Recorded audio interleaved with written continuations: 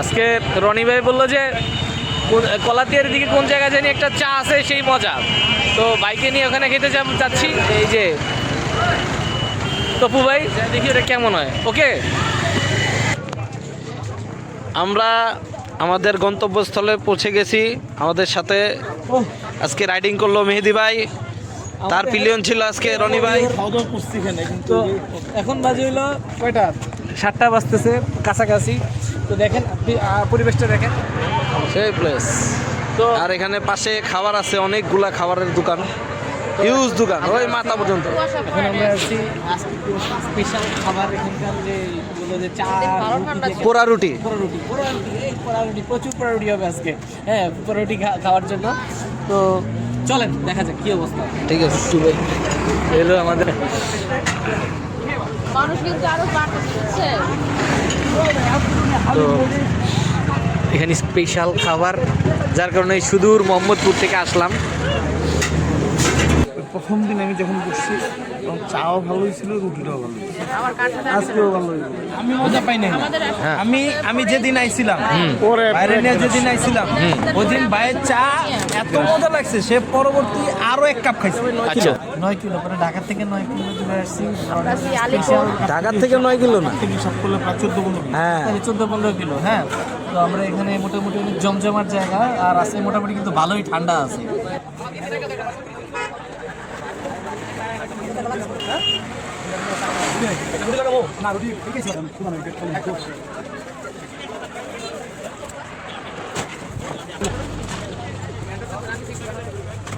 সেই না ভাই, সেই কি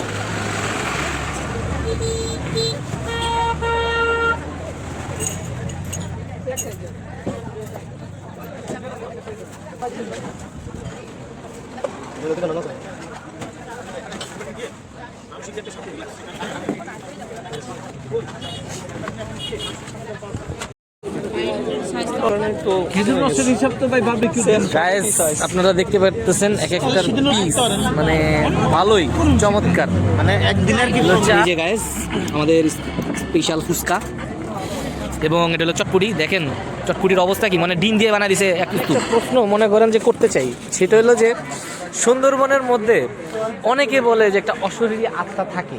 হ্যাঁ, একটা অশরীরী আত্মা চলাচল করে এখানে। আসলে আত্মা বললে ভুল হবে, এটা আমরা যে বনের ভিতর থেকে নিজের নাম ধরে দেখা যায় যে প্রায় সময় ডাকে। এটা একজন অনেকজন বলে, এরকম শুনছিও, শোনা কথা বিশ্বাস করতে পারতেছি না। আমরা যখন গেছিলাম তখন ঝড়ের সময় ছিল, যার কারণে আমরা ওরকম কিছু পাই নাই। তো আপনি তো প্রায় গেছেন, আপনি এই বিষয়ে কিছু বলেন। আমিও কখনো এরকম নাম ধরে ডাকাডাকি বা কিছু এগুলি আমি পাইনি। তবে রিয়েলিটিটা হচ্ছে, কেউ যদি ওইখানে গিয়ে যে যেটা খোঁজে, যে যেটা সন্ধান করে, অনেক সময় সেটা পাইয়েই যায়।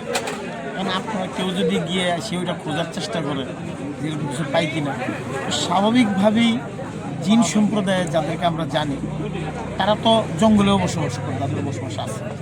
সুন্দরবনের জঙ্গল তো ছোটোখাটো জঙ্গল, এই ঢাকা সিটি 3-4টা শহর সুন্দরবন বিশাল। এবার তো আমাদের ঘুরে শেষ করা যায় 2-3 দিন। এরকম একটা জায়গার ভিতরে তাদের একটা বিশাল অংশ বসবাস করে, এটা হইতেই পারে অস্বাভাবিক কিছু। এখন কেউ যদি ওদেরকে যায় ওখানে যাই খুঁজে, তাহলে আর ওরা যদি তার সাথে একটু মস্করা করে, একটু মস্করা করি, তাহলে এটা হইতেই পারে অস্বাভাবিক।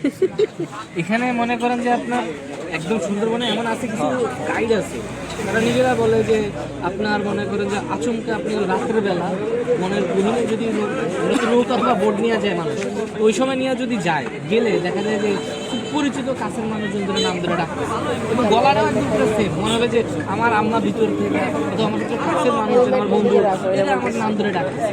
বিষয়টা এরকম আসে। এটার কারণ হলো ওরা এই জিনিসগুলোতে দক্ষ।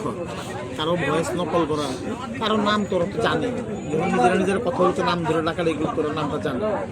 দেখা যায় যে এবার সেম অবিকল, ওই অবিকল একজনের ভয়েসকে ফলো করেই ওর নাম ধরে ডাকে।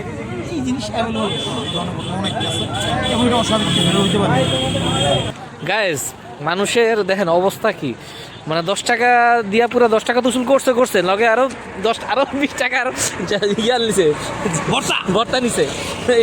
হ্যাঁ, এই দেন 10 টাকার জিনিসে 20 টাকার ভর্তা, 10 টাকার চাপটি ভর্তা লইছে, 20 টাকার ভর্তা লয়ে লইছে রনি ভাই। বুঝেন, এটা পয়সা উসুল, মানে উসুলের ডবল। হ্যাঁ, আমরা এখন আছি ব্যাগের ভিতরে, আমি পেরেছি, আমি অনেক কষ্ট করে এখানে আসতে পেরেছি। আসেন আমরা এখন একটু সামনে যাই, পরিবেশটা দেখেন। আর আমরা ব্রিজে যাই। ব্রিজে আসেন ভাই, কুয়াশাটা যে পুরো দেখা যাইতেছে, কুয়াশাটা ভাই সব। আরে ভাই উপরে যে কুয়াশাটা গেতাছে ভাই, এটি সব দেখা গেতাছে সব। পানি তো ভাই কুয়াশা জেনারেট করে। ওই জায়গাটাতে বেশি কুয়াশা, ওই জায়গা থেকে এই লুকটা সেই আছে। হ্যাঁ ভাই, এখানে আমরা ছবি তুলি।